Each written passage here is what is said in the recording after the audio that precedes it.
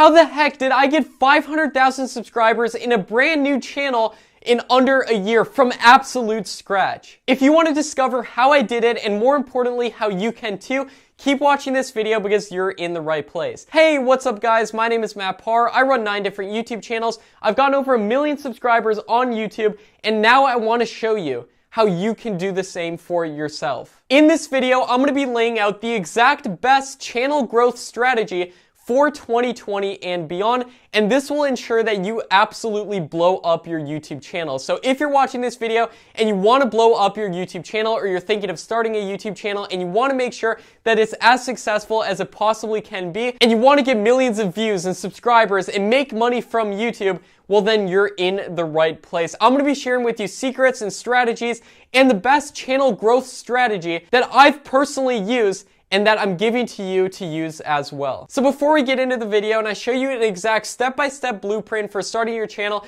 exactly what to do and when, before we get into that, make sure to hit that subscribe button because I come out with regular videos helping you make money on YouTube. So without further ado, let's get straight into the video. So like I said, in this video, I'm going to be laying out an entire channel growth strategy, and I'm going to walk you through it in chronological order of the exact steps to take and when to take them to make sure that you're successful with YouTube. So the first step, as always, is to actually create your channel. So making a YouTube channel is incredibly simple. You just have to make a Google account, and if you're watching this video or you're subscribed to my channel, or you can leave a comment, most likely you already have a Google account, and making a channel is very simple. So step 1, make a channel, and step 2, jot down a couple of different niche ideas. So if you're wondering what some of the best niche ideas are, I actually recorded a completely free video for you going over some of the best niches on YouTube that you can do without ever showing your face. And you can check out that video on the card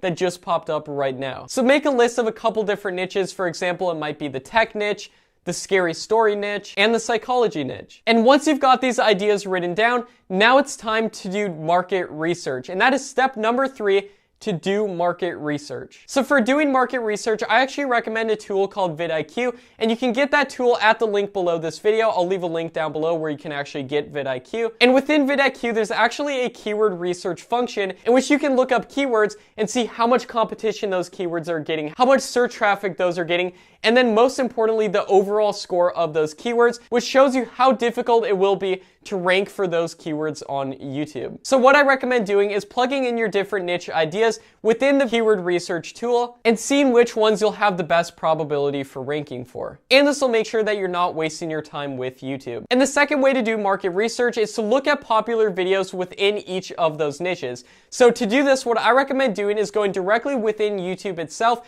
and keying in all the different niche ideas that you have. So keying in the tech niche, the scary story niche, or the psychology niche, just searching those terms on YouTube or different variations of those terms, such as the top 10 best tech gadgets, just stuff like that, searching those terms on YouTube, and then sorting the results by the highest viewed videos that have been uploaded in the past week or the past month. And this will show you new videos that were recently uploaded that are getting the most amount of views. And you'll be able to see which videos are getting the most amount of views, which niche looks like it's the best one to do. And you'll be able to see if there's new videos in that niche that are being uploaded that are getting a ton of views. And once you've chosen a niche, it's now time for step number 4, which is making a list of 33 different video ideas. So why 33 video ideas? Is just because that's what I've observed to be the average amount of videos that you have to upload on a YouTube channel for one of them to take off. So make a list of 33 different video ideas, half of them being from keyword research that you do within vidIQ, and the other half being from YouTube itself. This will make sure that you're not putting all your eggs in one basket and just trying to rank for different search terms. It'll make sure that you're not putting all your eggs in one basket and just trying to rank for search terms or just trying to get into the suggested video feed of already popular videos. It'll make sure that you're doing both at an equal rate, and this will give you the biggest chances for success on YouTube. And now step number 5, once you have your list of 33 different video ideas, is to actually make the videos. Now you can make the videos yourself if you're a personal brand, or if you're running a list channel, you can always make the videos yourself as well, or you can actually pay other people to make the videos for you and invest in digital assets, which I actually think that YouTube videos and YouTube channels are. And that's actually how I'm able to run 9 different YouTube channels, because I actually have teams in place that are helping me make the content for each of those channels. This right here is the only channel that I run on YouTube where I actually show my face. So once you make the videos, now it's time for step number 6, which is scheduling the upload. So what I actually recommend doing is uploading all your YouTube videos at once, but then setting them to publish at a regular interval. Now this can depend on the channel depending on how much content that you can produce. Now on average, I recommend uploading 1 video a day, but if you can't upload every single day on YouTube, then what I recommend doing is uploading every week. And if you can upload once a day or even more than once a day, that's good, because the more videos you upload on YouTube, the better. Take a look at some of the biggest channels on YouTube. For example, the fastest growing channel on YouTube, called Brightside, uploads 6 different videos a day. And I think their success on YouTube has large part to do with how frequently that they upload. But the key is to make sure that it's something that you can consistently do. So if you can only produce 1 video a week, instead of making a bunch of videos and then releasing them once a day, it's much better to upload 1 video a week every single week for 10 weeks instead of uploading daily for only 10 days and then stopping uploading for a couple weeks. It's always much better to do something that you can consistently stick to long term. So once you upload and you schedule your videos to be released, and once your videos have all actually been published, now it's time for step number 7, to analyze your analytics. Now it's time to actually go in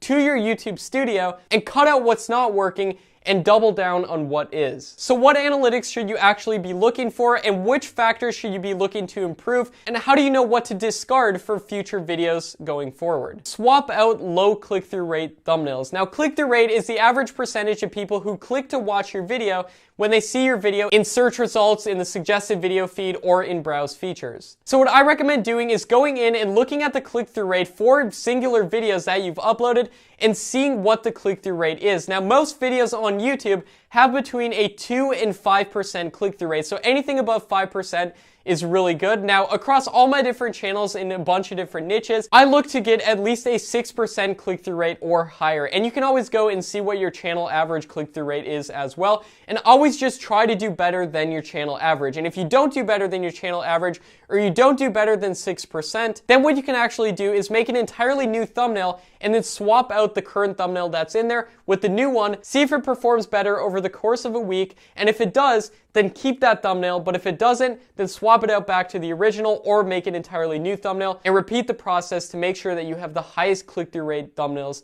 possible. And now step number 9 is to look at the videos of yours that are getting the highest watch time. And don't just look at those videos, we're looking at the analytics so you can actually take action at the data that you're seeing. And this means making more of the videos that are getting you the most watch time on YouTube, because watch time is the #1 factor when it comes to success on YouTube. And you want to see which videos of yours have the most amount of watch time in the past 28 days, and then making more of those videos. And a great thing to do is to make sequential videos, which means making a part 2 or a part 3 to a video that's already performing very good on your channel. So for example, if you have a video on your channel about the top 10 fastest cars, then it's really in your best interest to make another top 10 fastest cars part 2 and talk about 10 more fastest cars. Look at audience retention. Now, YouTube actually gives you audience retention graphs for your videos in which you can see where viewer interest spikes at certain moments in the video and when it goes down, where people are actually clicking off of your video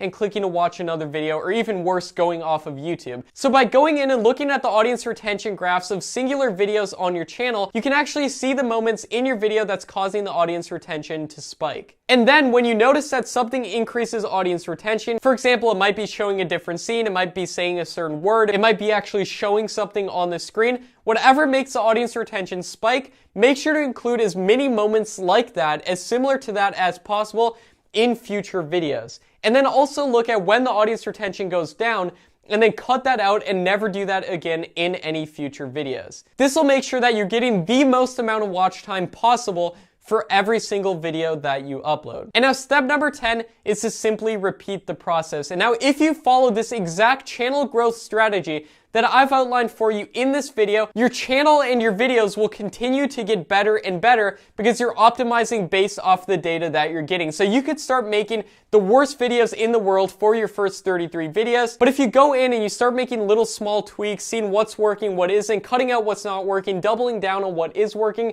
eventually your channel will start to get better and better, and you might have a viral video, or you could be lucky and you could get a viral video within the first 33 videos that you upload.